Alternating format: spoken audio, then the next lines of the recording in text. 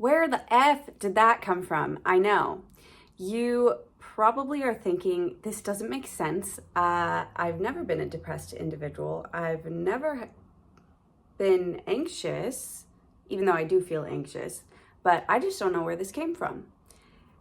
So if you are like me, I received some diagnoses back in, I want to say 2017, and I was just very confused.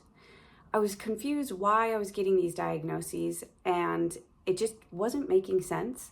So I want to help you with this, because if you raise your hand like me and you got some kind of diagnosis for a mental health disorder from your primary caregiver, doctor, practitioner, that might be a sign that you have suppressed trauma.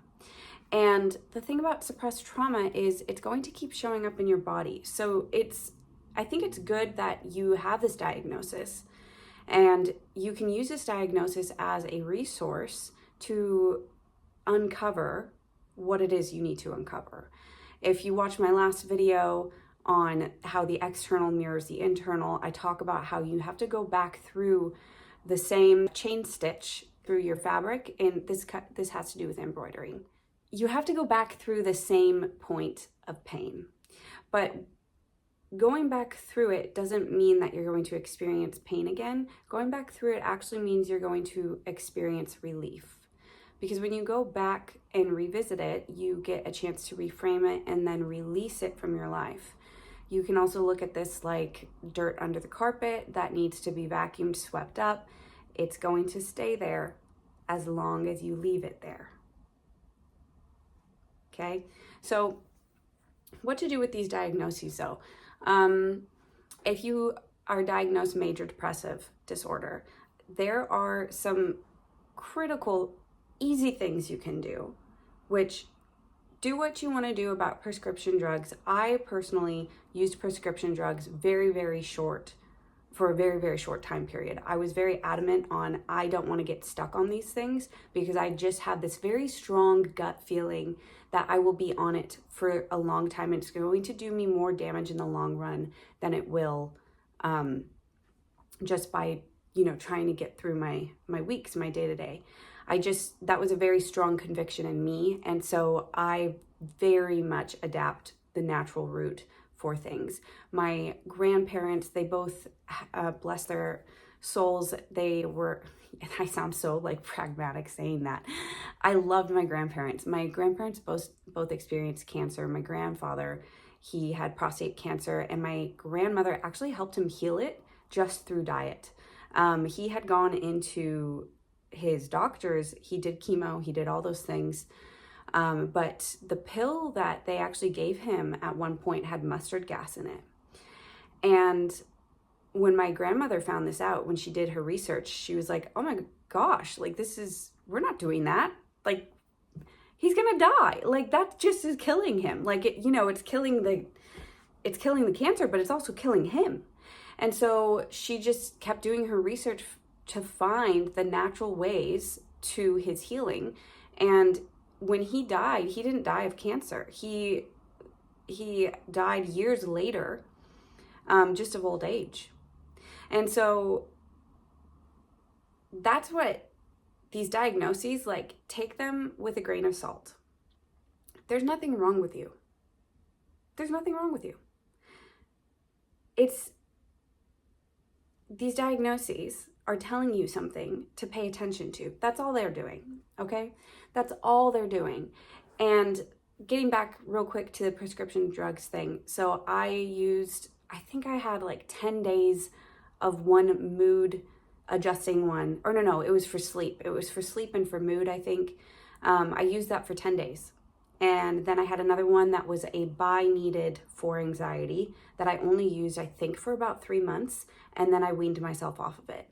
I was really, really adamant of, I don't want to have to rely on these as a crutch. So if that, if this resonates with you, then keep watching. If not, you're still welcome to keep watching, because everyone's body is different and I'm not knocking it, okay? Everyone's body chemistry is different. You know what's best for you. I knew that what was best for me was not getting stuck on a substance. And I have more reasons for why, substance abuse running in my family. And that was really particular to me. So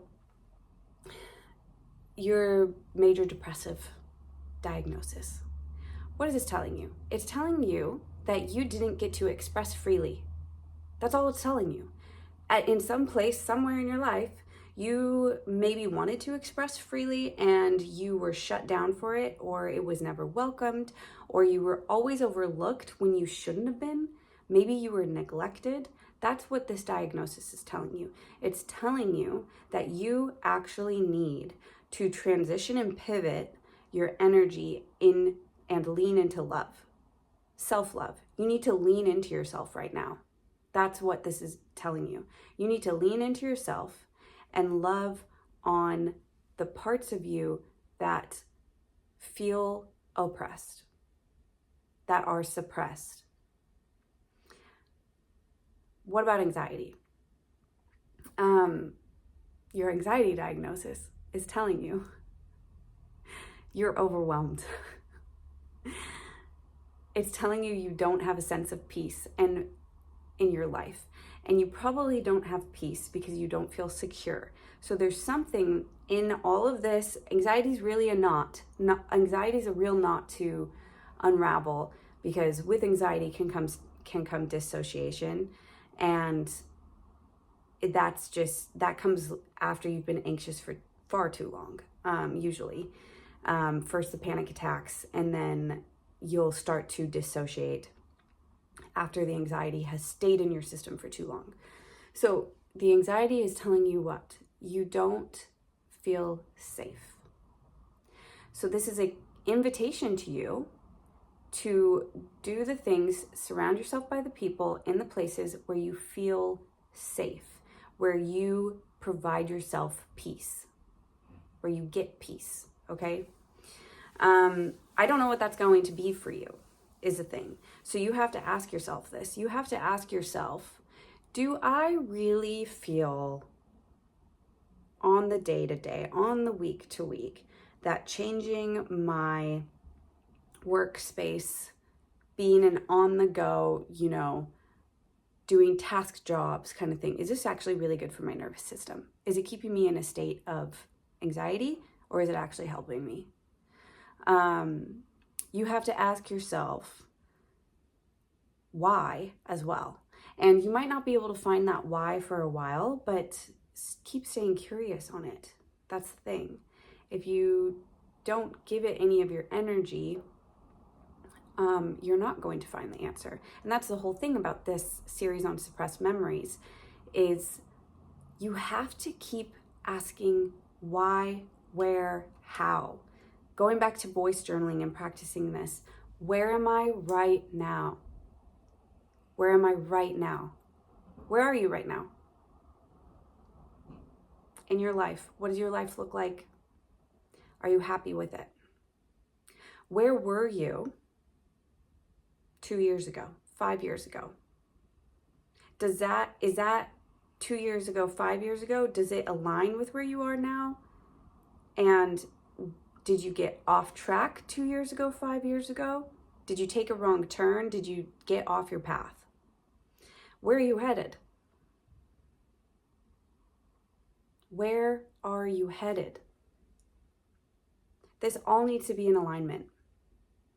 And speaking from experience, when you step off your path, it is so hard to loop back into it.